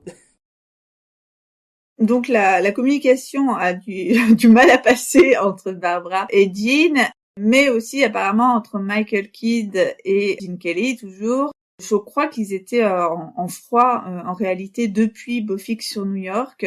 Il s'est vraiment fâché avec tout le monde, Kelly, là. Tous ses acolytes. Il le dit pas frontalement, mais il déclare naturellement, ayant déjà travaillé avec Michael et comme il faisait partie de l'équipe de la MGM, j'ai beaucoup discuté avec lui des chorégraphies. Mais quand nous sommes passés au numéro vraiment important, j'avais l'impression de pas être aussi présent que j'aurais pu ou dû l'être. Il insinue un peu que le travail de Kidd ne lui convient pas, mais que c'est qu'il n'a pas pu superviser. Il conclut, nous n'avons pas eu autant de collaboration que nous l'aurions souhaité. Donc c'est que une histoire de rencontre qui s'est pas faite. Hein. Oui, donc globalement des problèmes interpersonnels. Je cite toujours Barbara, elle dit Jean était en concurrence avec Michael Kidd pour la chorégraphie.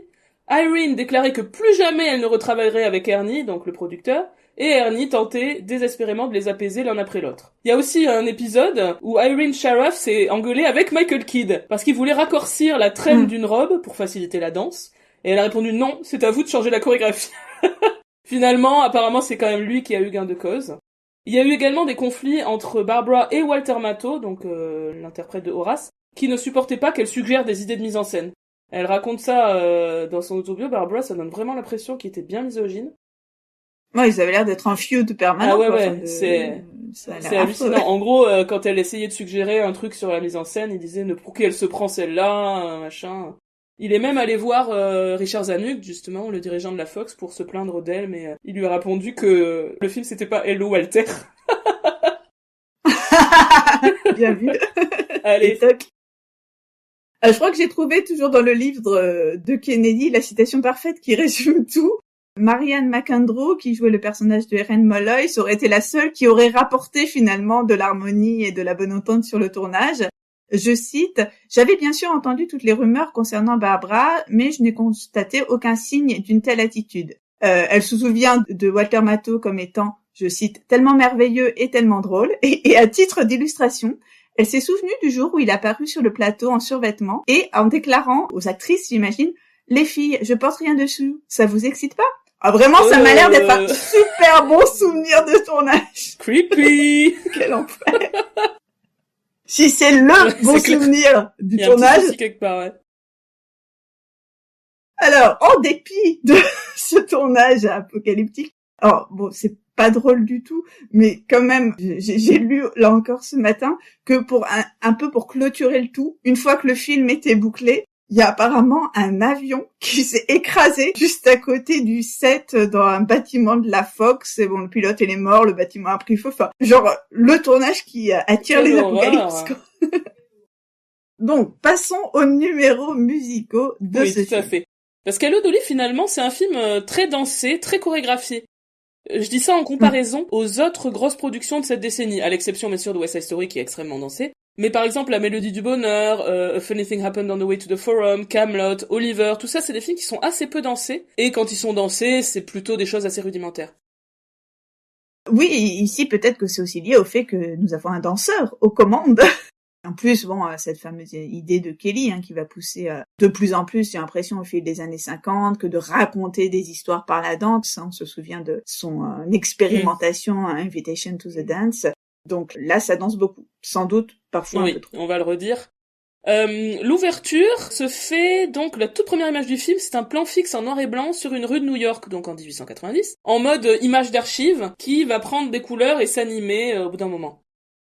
Ça m'a fait penser à Meet Me in St. Louis, où on a pareillement les cartes postales là qui rythment les saisons qui s'animent. Ensuite, il y a une idée que j'aime bien, c'est qu'on va avoir des plans sur les pieds des gens dans la rue, et les pieds des gens vont imprimer un rythme progressivement, et ce qui permet de lancer en douceur le premier numéro, donc Call on Dolly. On a donc les bruits diégétiques de la rue qui prennent progressivement un rythme, puis une musicalité permettant de lancer le numéro. C'est à mon avis forcément une référence à la célèbre ouverture de Love Me Tonight de Ruben Mamoulian en 1932, dans lequel le procédé alors nouvellement inventé du mixage permettait pareil bascule vers le numéro musical. Et on se souvient aussi que c'est quelque chose qui réapparaît aussi, enfin, il y en a d'autres occurrences entre les deux, bien évidemment, mais on avait aussi noté ça à propos de In the Heights, la version de John Cho, où on a aussi ces bruits diégétiques qui font tremplin vers le numéro. C'est toujours quelque chose qui fonctionne assez bien. Pour nous lancer dans le numéro musical, pour installer le genre finalement de la comédie musicale dès les premières secondes. Dès l'ouverture. Et ensuite, on a également un jeu avec l'apparition de Barbara, la star. Au début, on la voit pas de face. Et donc, c'est quelque chose d'assez classique, mais qui fonctionne toujours assez bien, puisque très progressivement, on va nous révéler cette star. On la voit longuement de dos, puis de façon morcelée, et enfin, on la découvre. Mais en fait, ce qui est rigolo, c'est que même dans la première partie, on ne la voit pas encore. On a malgré tout déjà sa voix. Donc en fait, on la reconnaît déjà par la voix, puisque en voix off, elle égrène les différents services proposés sur sa carte de visite. Numéro assez impressionnant, c'est Put on Your Sunday Clothes, évidemment, qui en plus, avec ses histoires de train, etc., va tirer profit du médium cinéma pour que ce soit encore plus spectaculaire, avec le passage d'un lieu à l'autre et des grands mouvements de caméra. Numéro qui passe un peu plus inaperçu dans la pièce, mais qui dans le film devient assez gigantesque, c'est Dancing. Donc au début ça se déroule dans la boutique d'Irene, c'est là où donc ils apprennent à danser. Puis ensuite la danse contamine l'extérieur, ils sortent et toute la ville semble danser dans les rues, dans les parcs. Bon, c'est évidemment too much et ça n'en finit plus, mais voilà, celui-là j'ai bien aimé. Ça m'a aussi fait penser, dans la série des références absurdes, ça m'a fait penser au Look at me, I'm dancing de Uncle Away, de la souris Jerry à Gene Kelly, mais bon, je pense que c'est pas. Ah oui, c'est Cornelius qui dit ça, mais ouais, ça m'a fait penser à ça. J'y ai pensé aussi. Ouais. Oui, c'est peut-être, ouais, non, je sais pas. Le numéro Before the Parade Passes By, ben là encore, on est face à un numéro hyper spectaculaire, encore plus dans sa version cinématographique. Grand renfort de figurants, d'énormes chars. Alors là encore, quelques chiffres. Fox a commandé un orchestre de 160 musiciens, une troupe de cavalerie, des dizaines de coronettes agitant des drapeaux, 40 joueurs de cornemuse, des tambours de la guerre civile, 41 anciens combattants de guerre civile, 33 suffragettes, 8 clowns, 5 personnes de petite taille, 2 porte-drapeaux, 3 grands chars, 3 camions de pompiers, 15 vélos anciens à grande roue. Au total, un défilé qui mobilise 4000 figurants et coûte $200,000 par jour pendant les 4 jours de tournage. Donc là encore, du gigantisme à foison. Et surtout, à la toute fin de la séquence, ce fameux plan final où on a la caméra qui s'éloigne sur la note beltée pour suggérer voilà la puissance du belt, la puissance de la voix qui emplit tout l'espace. On l'avait dit, déjà un trope de la comédie musicale, de Good Morning Baltimore à Let It Go. Et tu disais, Anna, que c'était un plan qui était suggéré par Barbara elle-même. Oui, tout à fait. Mais il y en a un comme ça aussi dans Yentl, non? Tu sais, dans la fin de Piece of Sky, là. Oui, on se l'était dit, ouais. Sur le bateau, exactement. Donc c'est vraiment un truc qu'elle aime bien. Ouais, on en avait parlé dans l'épisode. Je cite là encore Barbara, elle dit « Jean pensait que cette scène devait se terminer avec la caméra zoomant sur moi pour un gros plan. » Donc exactement l'inverse, en fait. Mais quel contresens! De mon côté, je pensais... Pourquoi finir sur un gros plan de moi lorsqu'on a un décor fabuleux et des milliers d'acteurs? C'est ça le clou du spectacle, moi tenant un aigu, la bouche ouverte? On verra quoi à part mes plombages en argent que je n'ai jamais eu le courage de changer? J'ai donc émis une suggestion. Et si on faisait le contraire? Vous savez, commencer en plan serré et finir en plan large. Comme ça, le public verrait toute l'étendue de la parade, avec toutes les fanfares, les banderoles, les badauds le long de la rue, tandis que Dolly devient de plus en plus petite au loin. Tant qu'à dépenser une fortune en décor, pourquoi ne pas le mettre en valeur? Jean n'était pas d'accord, donc j'en ai parlé à Ernie. Ma suggestion lui a plu, et nous avons fini par tourner la scène des deux manières. Lors des rushs, même Jean a admis que mon idée était meilleure. C'est ça qu'ils ont gardé pour le film. Voilà. Elle sait comment s'y prendre. Il est pas d'accord, elle va voir son supérieur. Pleine de tact. On en vient ensuite au numéro titre, Hello Dolly. Alors moi, j'avais de longue date le souvenir, au sein de cette séquence, d'un serveur qui faisait un salto sans appui. Vraiment, c'est une image qui m'avait marqué quand j'avais vu le film pour la première fois quand j'étais jeune. Et j'ai retrouvé quand c'était. C'est celui qui porte la dinde. Tu sais, il y en a un avec une dinde, voilà, sur un grand plateau.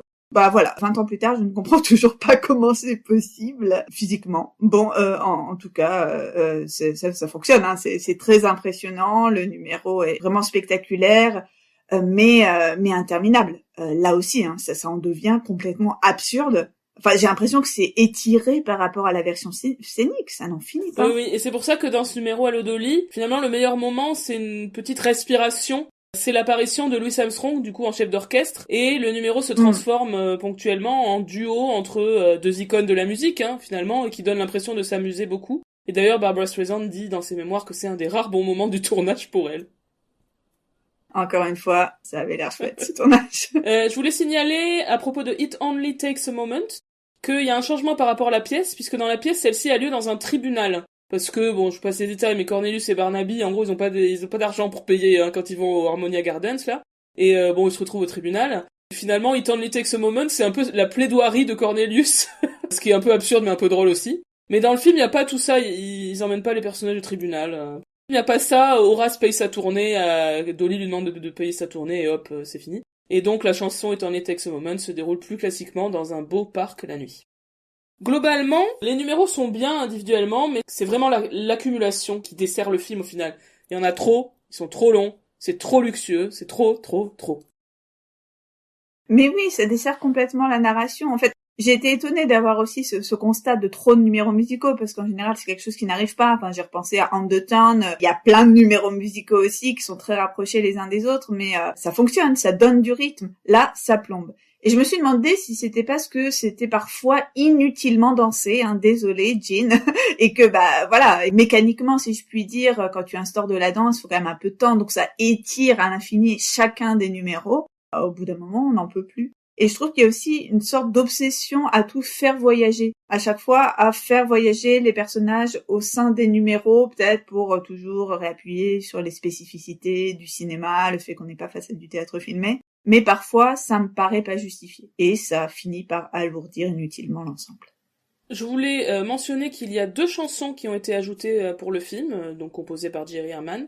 D'abord Just Leave Everything to Me, qui est donc écrite pour Barbara et qui remplace la chanson I Put My Hand In, donc qui est au début de l'œuvre, dans la version scénique. Même si ça conserve une partie de la chanson, hein, la partie I have always been a woman who arranges things. C'est toujours ce même principe de présentation du personnage, l'idée étant globalement la même. Toujours l'idée de changer une chanson pour une autre alors que ça raconte exactement la même chose. Dans On the Town, c'est un peu pareil aussi. Oui, typiquement. Thomas S. Eschak la qualifie de I Am Song, voilà une chanson d'affirmation du personnage. Et une version instrumentale de certains passages de I Put My Hand In peuvent malgré tout être entendus dans le film pendant le concours de danse à Harmonia Gardens. Donc comme souvent dans ces cas-là, on garde quand même des traces des chansons supprimées au sein du film. Et enfin, deuxième chanson ajoutée, Love is Only Love, écrite à la base pour Mame, puisque entre-temps Mame a ouvert à Broadway en 66. Mais qui avait été coupée de Mame et qui est réutilisée, qui apparaît dans la deuxième partie du film, une chanson romantique qui rajoute une dimension finalement, comme on l'a dit, la dimension romantique est assez absente du personnage de Dolly dans la pièce. Et ici, ils ont rajouté ce petit moment un peu introspectif, sentimental de Dolly. C'est très simple. Je trouve que ça fait un peu penser au registre de certaines chansons de Barbara dans Funny Girl. C'est pas très utile, mais c'est pas désagréable. On voulait également mentionner une référence importante qui fait au film, mine de rien, le film est, voilà, on va le dire, a été un peu un flop, n'est pas resté dans l'histoire du cinéma comme étant un chef-d'œuvre, etc. Mais il apparaît dans un film qui est un chef-d'œuvre, Wall-E de Pixar, puisque dans Wall-E, le film de 2009, le petit robot regarde et écoute en boucle le numéro Put on Your Sunday Clothes du film. Et ce numéro, c'est presque une relique de l'humanité qui a déserté la Terre. C'est rigolo que finalement il se raccroche à l'humanité via Hello Dolly. C'est un peu absurde. Complètement absurde, mais c'est parce que c'est absurde aussi que ça marche, quoi. Il s'est raccroché à ce truc-là. Et même la chanson Put on Your Sunday Clothes, c'est la toute première chose qu'on entend au début de Wall-E. Oui, le générique commence sur le Out there was the side of Yonkers, et on voyage ainsi à travers la galaxie jusqu'à la Terre post-apocalyptique sur laquelle travaille Wall-E, et on découvre ensuite que la musique émane diégétiquement de Wall-E. Il y a tout un jeu aussi sur la spatialisation du son à ce moment-là, voilà, où on l'entend plus quand il s'éloigne, et après quand il revient, on l'entend. Et on comprend que c'est parce qu'il a dans lui, où il trimballe avec lui une espèce de petite télé dans laquelle joue le film. Ce qui est drôle, évidemment, c'est le caractère entraînant de la chanson qui contraste avec la vision terrifiante de la Terre, donc jonchée de déchets, voilà, inhabités, qui nous est alors présent. Alors, j'ai pas trouvé la réponse pourquoi, mais lorsque Wall-E regarde les extraits, il y a aucun passage où on voit Barbara. Elle est coupée. Peut-être, j'en sais rien, mais c'est très bizarre. Elle apparaît pas du tout. On voit tous les autres comédiens, mais Barbara, alors qu'elle est partie intégrante de ce numéro, normalement, n'apparaît pas. Très étrange. Andrew Stanton, le réalisateur de Wall-E, dit j'ai toujours voulu ouvrir ce film avec quelque chose de old-fashioned, en opposition, comme tu disais Fanny, en opposition avec l'univers futuriste et apocalyptique. Et en fait, au moment où il était censé prendre une décision à ce sujet, la chanson est arrivée dans sa playlist, Put on Your Sunday Clothes, et ça lui a accroché l'oreille, il s'en souvenait parce qu'il avait joué Barnaby au lycée. Et il n'y a pas seulement Put on Your Sunday Clothes, il y a également un petit bout de It Only Takes a Moment. Donc Wall-E regarde ce passage du film et ça lui donne envie de retrouver son amoureuse Eve et de lui tenir la main comme dans la scène. Et alors j'ai lu que Jerry Herman, il a adoré l'utilisation de ces chansons de Wall-E lorsqu'il l'a vu. Il a dit ça m'a renversé. Je n'arrivais pas à croire à quel point les chansons exprimaient de belle manière l'intention du film. Il trouvait que ça collait hyper bien au film. Il était pas au courant en fait que ces chansons apparaissaient autant dans le film. Il pensait qu'on les entendait un peu en musique extra-diégétique. Il a découvert à quel point c'était central et que ça apparaissait dès le début, etc. Et il a particulièrement aimé cette entrée en matière, disant quelle magnifique utilisation montrait un monde désolé en contraste avec la joie des paroles. Donc voilà, Jerry Herman très très content de cet hommage finalement qui lui est rendu dans Wall-E. Repartons maintenant dans les années 60. Oui, puisque la production de Dolly se termine en septembre, donc 1968. Après 120 jours de tournage absolument pénibles, soit un mois de retard par rapport au calendrier prévu, le montage, le doublage, le mixage sonore se déroulent relativement rapidement en comparaison, et Dolly était plus ou moins dans la boîte à l'automne 68. Mais, petit problème. Donc là, on va parler de la sortie, mais vous allez voir que c'est mouvementé. Déjà que le tournage, c'était la galère. Non mais ce film... Donc Barbara raconte que le film était prêt pour sortir fin 68, mais qu'il a dû attendre. Car selon le contrat, comme tu l'as dit tout à l'heure Fanny, entre David Merrick et la Fox, le film ne devait sortir qu'une fois les représentations achevées. Ou au plus tard, donc en juin 71. Donc ils allaient quand même pas attendre 3 ans de plus. Et oui, et le succès est tel, le succès de Hello Dolly, que c'est pas le cas. Hein, la production n'est pas du tout achevée à la fin 68. Et pendant ce temps-là, la Fox continue de payer des intérêts de $100,000 par mois pour le financement du film, parce que j'imagine qu'ils avaient dû emprunter de l'argent. Tu m'étonnes. Et donc finalement, le studio a versé à Merrick une somme supplémentaire pour pouvoir sortir le film. Donc apparemment un Early Release Escape Payment qui a coûté entre 1 et 2 millions de dollars. Donc ça se rajoute aux sommes colossales déjà engagées pour le film. Le film fait sa première au théâtre Rivoli le 16 décembre 1969. Donc, ce qui est rigolo, c'est que le film fait sa première à quelques blocs de là où joue encore finalement le spectacle, hein, et le Dolly. Le lendemain, le film entame une tournée de 45 projections à travers les États-Unis et le Canada en mode roadshow, donc des projections un peu événementielles à égrener dans plusieurs villes aux États-Unis, avant de sortir dans le monde entier le 18 décembre, donc dans différents pays, notamment la Belgique, les Pays-Bas, la Nouvelle-Zélande, l'Afrique du Sud. Mais c'est un échec commercial. Les recettes aux États-Unis n'atteignent que 15,2 millions de dollars. Rappelons que le budget était de 23 millions. Donc c'est absolument une catastrophe, hein, il faut être clair. Et ça marque la fin d'une époque. C'est difficile de dire exactement, mais sans doute que le public était passé à autre chose. Et le cinéma aussi était passé à autre chose. 69, c'est l'année de sortie de films comme Easy Rider, Midnight Cowboy, qui sont des films qui représentent le nouvel Hollywood, ce mouvement qui émerge dans un contexte de crise pour les grands studios hollywoodiens. C'est un vent de liberté sur le cinéma américain, un cinéma plus réaliste, plus violent, où le réalisateur aussi s'émancipe des studios. Donc on est presque passé à autre chose, on se demande si le film avait pu sortir un an avant comme il s'était prévu à la base, peut-être il aurait mieux marché. Il y a peut-être un truc de timing presque où il était au mauvais moment quoi. Donc il s'est complètement planté, c'est aussi le dernier film musical réalisé par Gene Kelly aussi, hein. De toute façon il y avait quasiment plus aucun film musical, donc si on compte pas les That's Entertainment, c'est le dernier film musical de Kelly. Il sera malgré tout récompensé par 3 Oscars, donc ce Hello Dolly cinématographique, meilleur décor, meilleure musique et meilleur son. Notre épisode se conclut de manière extrêmement abrupte sur cet échec commercial de Hello Dolly, mais oui, c'est vrai, c'est un peu toujours l'exemple finalement du film de trop. Voilà, un peu le film de la démesure qui scelle la fin d'une ère. Je regardais d'ailleurs dans le bouquin de Brion, parce qu'en fait, pour tout vous confier, chers éditeurs, chères auditrices, on devait enregistrer cet épisode la semaine dernière, mais j'étais frustrée de pas avoir trouvé suffisamment de choses à noter, et j'étais persuadée que je trouverais plein de choses dans des livres. Finalement, j'ai trouvé ça surtout dans un livre que j'avais en format PDF. Et bref, j'étais bien embêtée parce que, en fait, comme vous le savez sans doute, ça fait plus de 6 mois que je déménage, et donc je n'ai toujours pas accès à mes livres. Donc vendredi dernier, j'ai dit à Anna, trêve de plaisanterie, il faut que j'ai accès à mes bouquins sur la comédie musicale, et je suis partie en expédition spéléologique. D'ailleurs, je vous ferai un petit compte rendu sur l'Instagram. Elle m'avait dit de prendre des photos. Donc, j'ai retrouvé les cartons où il était écrit comédie musicale, et j'ai cherché dans les livres, voilà, les beaux livres que j'avais dit il y a longtemps, consacrés à la comédie musicale, et par exemple, dans le bouquin de Brion, pas l'encyclopédie, tu sais, l'ancien, celui qui a vraiment bercé mon adolescence, tu sais, celui avec la photo d'Américain à Paris en couverture, ça s'arrête à My Fair Lady. Il y a plein, et alors pareil, si on regarde la bio de Masson sur Kelly, c'est en mode, ah ouais, il y a eu Hello Dolly. De toute façon, on avait dit que la plupart de ces bouquins sur Kelly s'arrêtent au milieu des années 50. Donc, on est vraiment dans une espèce de truc où le film n'est mentionné qu'en passant dans les histoires de la comédie musicale. C'est vraiment... fou, hein. Ah oui, et puis Hello Dolly, le dernier film cata, quoi. j'ai eu des infos détaillées sur Hello Dolly que dans ce bouquin que j'ai cité, qui est consacré à la chute des comédies musicales dans les années 60. Donc, c'est dire s'il est emblématique, voilà, de la fin de l'âge classique du genre, quoi. Bref. C'était mon dernier rant. C'est parfait. On a dit beaucoup de choses. C'est un épisode très complet. Je suis très contente. Je crois qu'on avait envisagé de vous le montrer, finalement. Ouais, le film est... je crois que celui-là aussi, il fait partie des nombreux films qui ne sont pas disponibles. Malheureusement.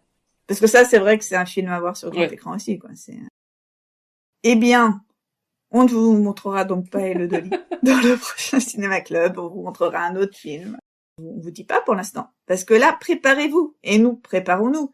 Mais nous allons avoir un marathon d'épisodes à un rythme soutenu comme All That Jazz ne l'a pas connu depuis plusieurs mois. C'est vrai. Eh bien, merci. N'hésitez pas à réagir à nos différentes remarques. Est-ce que vous êtes d'accord avec nous? Est-ce que vous connaissez Hello Dolly? Est-ce que ça vous intéresse? Est-ce que vous aimez Barbara? Est-ce que tous les rapprochements saugrenus que nous avons faits ont un sens? N'hésitez pas. Mettez-nous des likes, des étoiles sur les plateformes, des partages sur les réseaux sociaux et tout ça.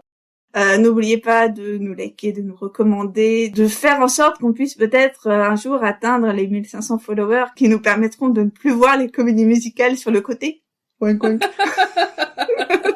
Eh bien, merci encore de nous avoir écoutés jusqu'au bout si vous êtes restés.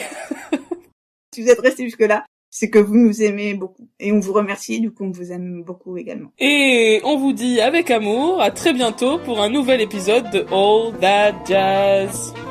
À bientôt!